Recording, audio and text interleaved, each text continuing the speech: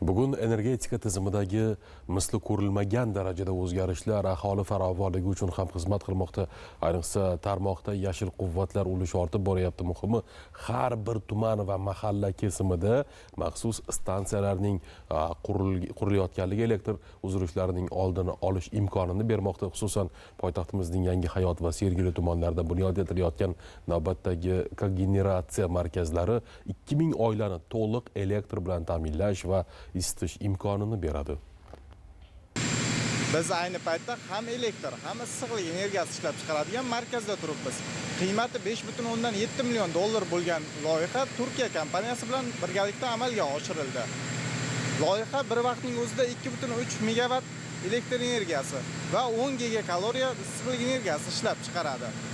Loyihaga Germaniyada ishlab chiqarilgan gaz porshinli agregat va 2 dona isitish qozoni o'rnatilgan.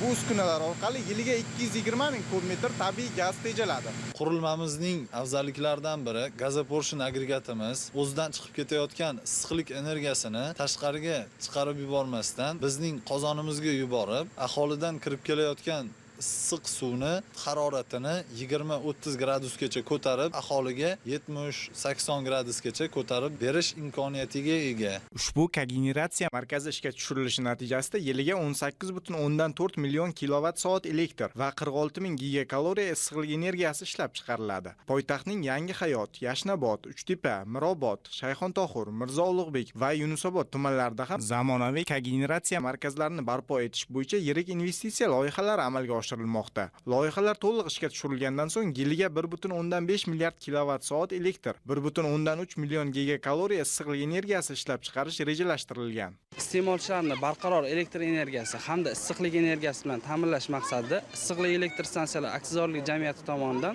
Toshkent shahrining 7 ta tumanlarida kogeneratsiya loyihalari amalga oshirilmoqda. Mazkur loyihalarning umumiy quvvati 203.3 megawatt elektr energiyasi hamda 177.6 gigakaloriya issiqlik energiyasini tashkil etadi. Kogeneratsiya loyihalari amalga oshirilgandan so'ng qariyb 94 million metr kub gaz iqtisod qilinadi.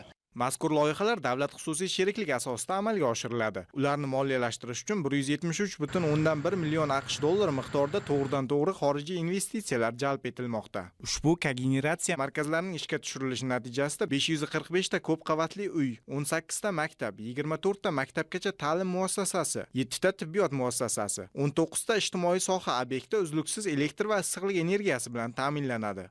Turkiya va O'zbekiston hukumatlari hamkorlikda qator energetika loyihalarini amalga oshirmoqda. Mazkur loyihalar doirasida 20 megawatt elektr energiyasi ishlab chiqariladi. Shuningdek, 109 ta uy, turli ijtimoiy obyektlar va 2 ta bolalar bog'chasi uchun ham elektr, ham issiqlik energiyasi yetkazib beriladi. Kelgusida ham davlatlarimiz bundanda yirik loyihalarni hamkorlikda amalga oshiradi deb umid qilaman. Bu kabi zamonaviy kogeneratsiya markazlari energiya ta'minoti barqarorligini oshirib, aholini elektr va issiqlik bilan ishonchli ta'minlashga xizmat qiladi. Eng muhimi, bunday loyihalar shahar infratuzilmasini rivojlantirib, energiya resurslaridan samarali foydalanish imkonini yaratadi.